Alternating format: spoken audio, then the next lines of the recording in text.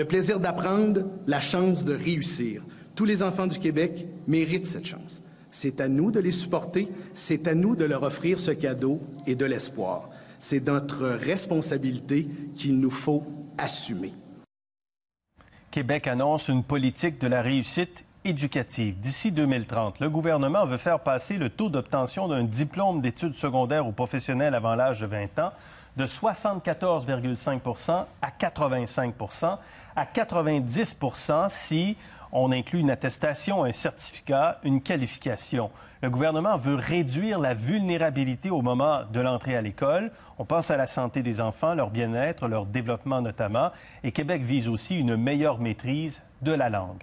Parce que l'éducation est au cœur de la réussite personnelle, sociale, financière. On en parle avec Égide Royer, professeur au département d'études sur l'enseignement et l'apprentissage de l'Université Laval à Québec. Bonsoir, M. Royer. Bonsoir.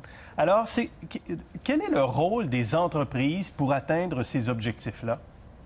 Regardez, je peux vous donner deux exemples qui vont dans le sens que l'éducation doit devenir évidemment une priorité numéro un, autant pour les entreprises que pour l'ensemble des Québécois. C'est difficile de se développer avec un gars sur 3 et une fille sur 5 sans diplôme à l'âge de 20 ans. Je vais vous donner deux exemples. Probablement, j'espère qu'on va y aller sur une attente à l'effet que tous les jeunes au Québec sont en apprentissage jusqu'à 18 ans. Mais si vous avez des jeunes de 16 ans qui désirent ou qui ont besoin de commencer à travailler tout de suite, déjà que les entreprises fassent des adaptations pour, entre autres, exiger que le jeune, même s'il travaille dans leur entreprise, puisse continuer ses études secondaires, qu'on ait une attestation de la direction d'école à l'effet que le jeune continue des cours le soir ou sur fin de semaine pour être en mesure de au moins se rendre dans l'apprentissage jusqu'à 18 ans. Pour pas que le fait de travailler devienne carrément un motif ou directement associé à l'échec scolaire. Un autre exemple, j'étais à Sept-Îles où vous avez un groupe de pères, parce que le gros de l'abandon scolaire, c'est chez les garçons. Un groupe de papas dans une école à Sept-Îles au niveau primaire vont faire, c'est un projet, font la demande aux entreprises de libérer les pères des garçons qui vont à l'école, puis ça va s'adresser aux filles aussi, de manière à ce que l'employeur libère 1 heure et demie à chaque année les pères pour que les gens, ces papas-là aient jasé à l'école, présenté aux jeunes, c'est quoi qu'ils font comme métier, c'est quoi qu'ils font comme profession, en quoi l'apprentissage et le fait d'aller à l'école et de réaliser des apprentissages à la lecture ou autrement a contribué au métier qu'ils font. En clair, un rôle de modèle ou d'accompagnement. Donc, ce que vous proposez, ce que vous dites là est très concret. C'est pas nécessairement dans la politique aujourd'hui, mais ça devrait être dans les moyens qui pourraient être annoncés éventuellement? Regardez, la politique, c'est l'image que je disais tout à l'heure. Le squelette lui-même est bien fait, là. Ça correspond à ce qu'on voit en termes d'énoncés de principes et en termes de cibles, que ce soit au Massachusetts, en Ontario ou dans les meilleurs États américains ou provinces canadiennes. Là, c'est les muscles qu'il faut mettre après le squelette et il va falloir les mettre de manière très spécifique. Ouais. On ne peut pas juste dire, écoutez, la valeur de l'éducation au Québec, ça va prendre, il faut que ça se traduise par des gestes concrets, entre autres pour les entreprises. Parce que de toute manière, écoutez, j'ai déjà fait, puis c'est arrivé à quelques reprises, une nouvelle entreprise s'installe dans une certaine région du Québec, mettre l'exigence d'une 5e secondaire pour être capable de postuler ou d'offrir faire une offre de service et manque de candidats. Ils sont obligés de baisser le critère pour être capable d'engager à 3e secondaire, 4e secondaire, tellement la question de la réussite scolaire est problématique. Et compte tenu de ce qu'on vit présentement... Allez donc, excusez. Non, c'est moi qui m'excuse, mais je voulais vous demander, est-ce qu'il faut appuyer les entreprises d'une quelconque façon, que ce soit avec des outils ou des moyens financiers, alors? Je ne sais pas dans quelle mesure, je ne sais pas la composante financière, mais c'est sûr que cette question-là, entre autres, d'impliquer, parce qu'il y a une dimension vocationnelle presque là-dedans, d'impliquer davantage les entreprises sur...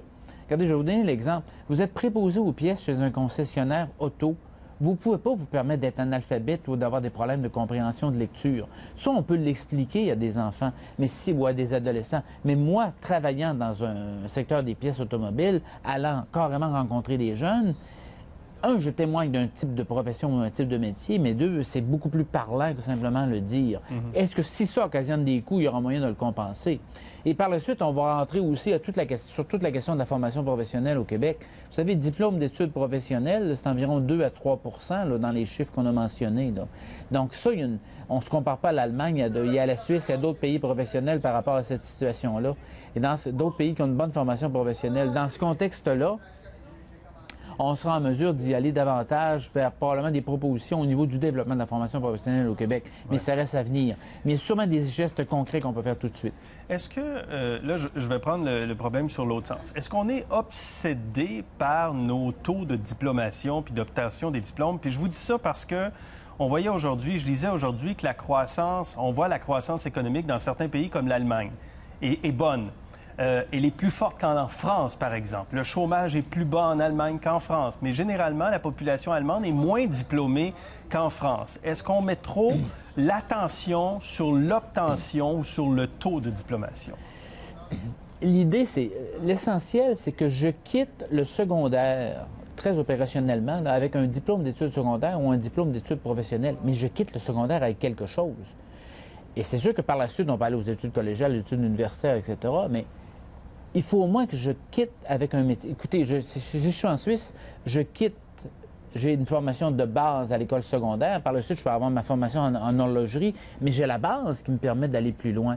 Mais lorsque vous avez une deuxième secondaire non complétée à 18 ans, vous n'êtes même pas en mesure, comme tel, d'intervenir ou d'avoir une possibilité de développer certaines habiletés professionnelles ou certaines compétences.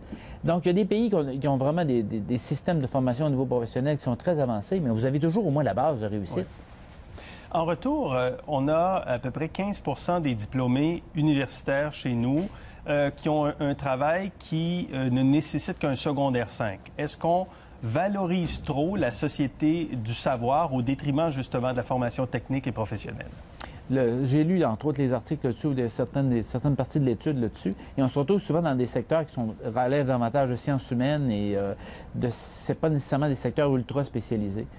Ce que j'ai vu à plusieurs reprises, et c'est plus qu'anecdotique, c'est des situations où on se retrouve avec une surspécialisation, mais dans un domaine où il y a très peu d'emplois disponibles, ce qui nous ramène vers des emplois où on va être surqualifié. Si j'ai un conseil, une recommandation à faire au ministre là-dessus, tout ce qui s'appelle l'orientation vocationnelle, des conseillers d'orientation, si vous aimez mieux, primaire et secondaire, il y a eu des compressions et des coupes dans ce domaine-là. Et les jeunes, surtout au 21e siècle, la possibilité d'avoir une image plus claire de c'est quoi mes goûts, c'est quoi mes intérêts, c'est quoi ce dans quoi je suis bon, ce dans quoi je suis moins bon, et c'est quoi l'offre comme telle qu'on a pour être capable d'exercer ces talents-là que j'ai. Et ça, il va falloir donner un bon coup de barre. J'ai vu des gens finir un bac à l'université et revenir faire un diplôme d'études professionnelles au secondaire et devenir monteur de ligne ou devenir d'un type de métier, puis être très heureux, puis faire quelque chose d'important. Mais là, c'est un recul, donc un coût énorme pour une société d'amener quelqu'un jusqu'à des études universitaires, alors que si l'orientation professionnelle avait été meilleure, il aurait beaucoup plus rapidement été capable d'avoir identifié un peu ce qui l'intéressait et ce dans quoi il se trouvait bon. Monsieur Royer, vous êtes passionnant et très intéressant, mais il faut s'arrêter. Merci beaucoup. Au plaisir. Merci.